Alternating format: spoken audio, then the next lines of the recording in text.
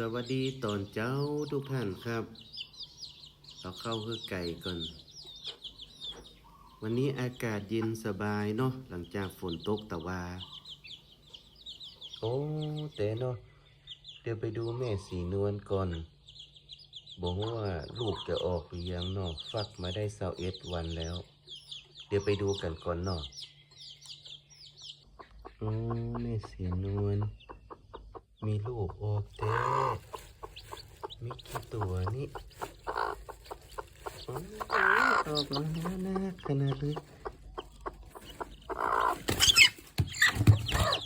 โอ้4 ตัวลูกโอ้มี4 ตัว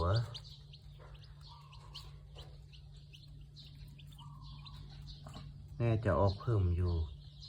สมบูรณ์แข็งแรงลูก